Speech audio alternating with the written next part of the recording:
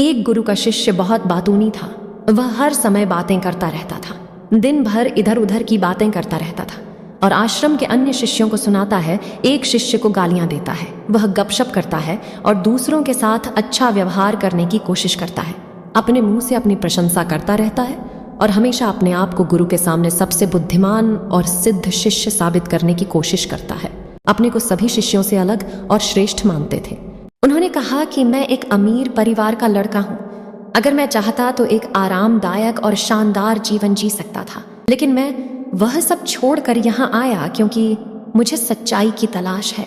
मैं खुद को जानना चाहता हूँ, मैं जीवन को जानना चाहता हूँ, इसलिए मेरा यज्ञ सबसे बड़ा है।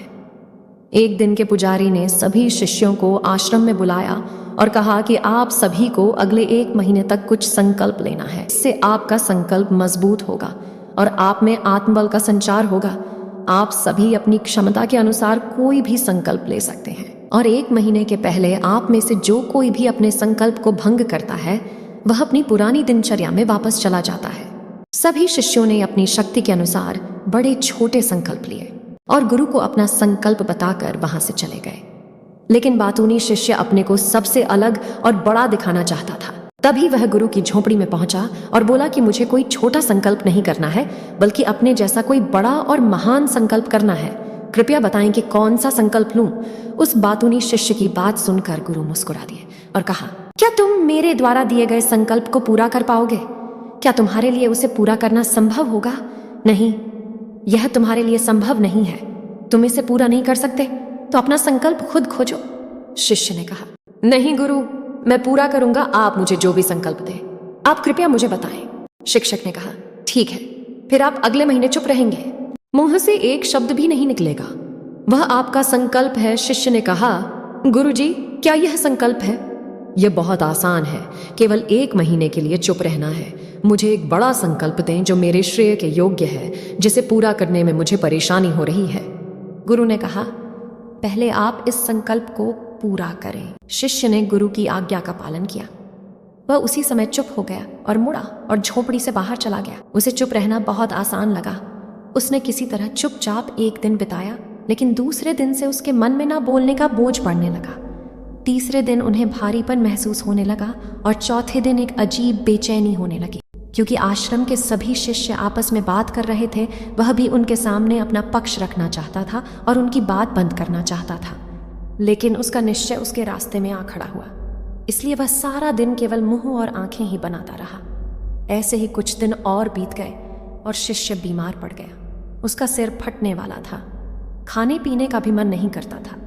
वह बस बोलना चाहता था। वाह! मास्टर जी के पास गया और उनके सामने बैठ गया और उन्हें लिख कर कहा, मास्टर जी, मुझे बोलना है, बिना कहे मुझे सांस नहीं आ रही है। मेरा दम घुट रहा है, मैं अंदर से पागल हो रहा हूँ। मैं क्या कर सकता हूँ? क्या मुझे अपने संकल्प तोड़ देने चाहिए? मास्टर जी यह पढ़कर मुस्कुराए और कहा कि संकल्प तो टूटने के लिए होते हैं, लेकिन जो व्रत को पूरा करता है वही अपने भीतर की शक्ति को बढ़ा सकता है, और जो अपनी आंतरिक शक्ति को बढ़ा लेता है वही जीवन के पथ पर आगे बढ़ता है। बुद्धि और जागृति संकल्प लेना आपके हाथ में था और उसे तोड़ना आपके ऊपर है। आपके अनेक सह शिष्य संकल्प तोड़कर अपनी दिनचर्या में लौट आए हैं। अगर आप ऐसा नहीं कर पा रहे हैं तो आप अपने संकल्प को तोड़ भी सकते हैं और अपनी पुरानी दिनचर्या में वापस जा सकते हैं। लेकिन याद रहे, अगर आज आप इस छोटे से को संभाल नहीं पा रहे हैं तो बाकी जिंदगी कैसे संभालते हो? मुझे शक है बाकी फैसला पूरी तरह तुम्हारे हाथ में है। वैसे भी फैसला पूरी तरह तुम्हारे हाथ में वो बिना कुछ कहे वापस चले जाते थे और खुद को अपनी झोपड़ी में बंद कर लेते थे। झोपड़ी से बाहर आ जाते थे केवल अपने आवश्यक कार्यों के लिए। बाकी समय वह कुटिया के अंदर ही बैठा रहता था। 15 दिन बीत चुके थे और आश्रम के सभी छात्रों का संकल्प लगभग टूट चुका था, लेकिन बातूनी शिष्य का संकल्प अभी भी चल ही रहा था। आश्रम हैरान था कि इतना बोलने वाला आदमी कैसे हो गया। 15 दिन बाद वह अपने मालिक के पास गया और लिखित में कहा कि हे मालिक, मैं बाहर से चुप हूँ, लेकिन मेरे अंदर कई आवाजें हैं। बहुत रोना और शिकायत है। मैं अंदर ही अंदर बात करता रहता हूँ। मेरा मन तरह तरह के सवाल करता रहता है। बाहर से जितना शांत हूँ, भीतर उतना ही कोलाहल है। मुझे संदेह है कि मेरा संकल्प अभी भी कायम है या नहीं। क्योंकि आपको बोलने की आदत है, आप बाहर से भले ही खामोश हों, लेकिन अंदर ही अंदर कहते रहते हैं आपको इन बातों और आवाजों से दूर जाना हो। शिष्य गुरु को प्रणाम करके चला जाता है और भोर होते ही वह अपनी कुटिया छोड़कर जंगल में चला जाता है। कई दिन बीत जाते हैं और संकल्प का समय भी पूरा हो जाता है, पर वह शिष्य वापस नहीं आता। आश्रम में सभी को डर था कि जंगली जानवरों ने उसे खा लिया है। इस दौरान लोगों ने उसे खोजने का काफी प्रयास किया, लेकिन वह कहीं नहीं मिला। गुरु के सभी शिष्यों ने स्वीकार किया था कि जंगली जानवरों ने उन्हें अपना शिकार बनाया है, लेकिन मास्टर जी को ऐसा नहीं लगा। एक दिन आश्रम का एक शिष्य गुरु के पास आया और बोला, गुरु जी, बातूनी शिष्य को क्या हुआ? जानवरों ने मार डाला होगा। मालिक ने कहा, हो सकता है जानवरों ने उसका शिकार किया हो, लेकिन उसके न लौटने का कोई और कारण हो सकता है। हो सकता है कि वह जिस चीज के लिए वहां गया था वह मिल गया हो।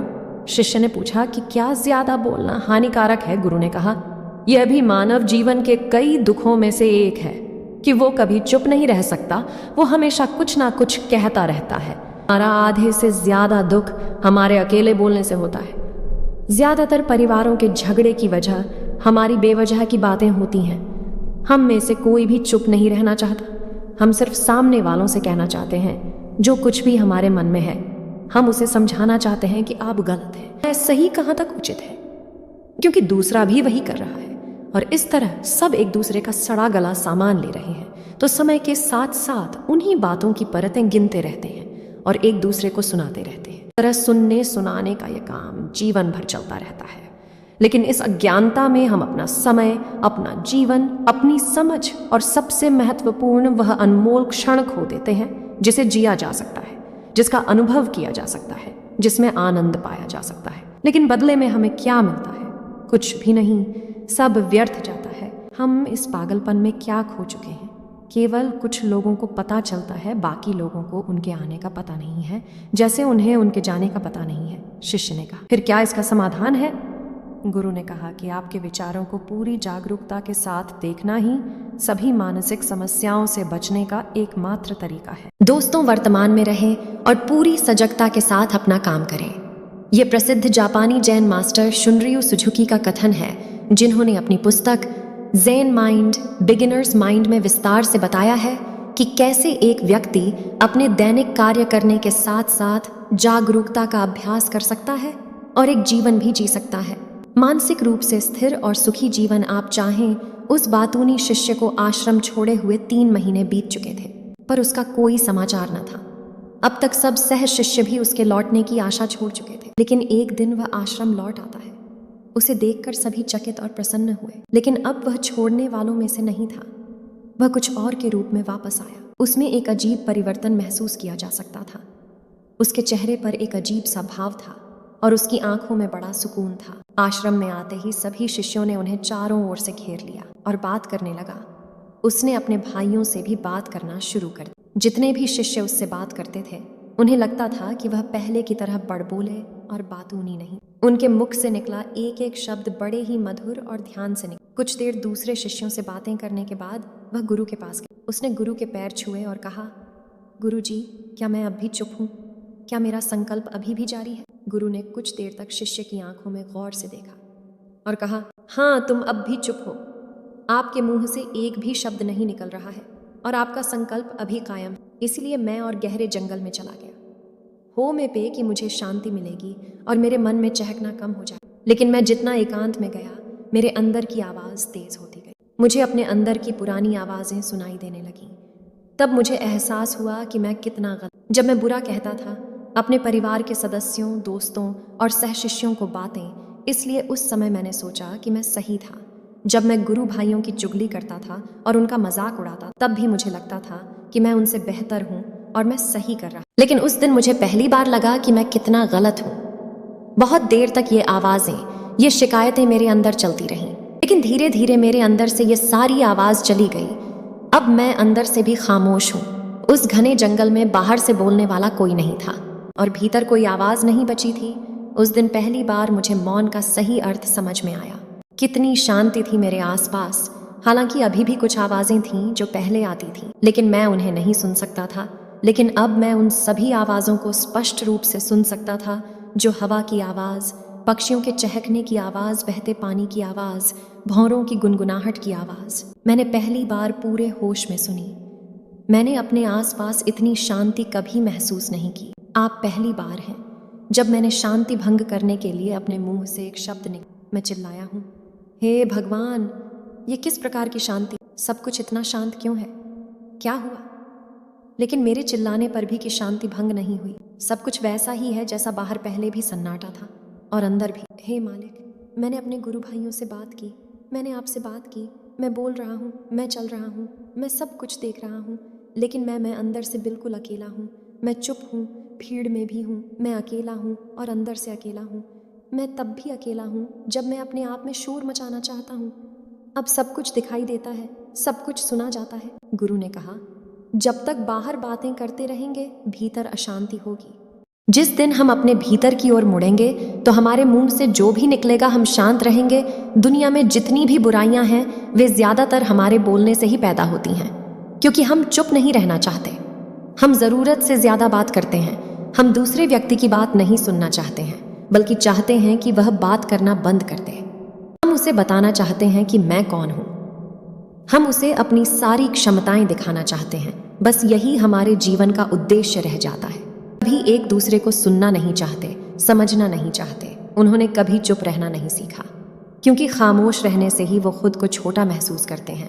दुनिया के सारे युद्धों की वजह हमारी ही बोलती है, इसलिए हमें उतना ही बोलना चाहिए जितना जरूरी हो, क्योंकि बेकार की बातें करने से ऊर्जा बर्बाद होती है और बोलने से हम कभी अंदर की ओर नहीं मुड़ते, क्योंकि वो हमें बाहर की ओर खींचती रहती है।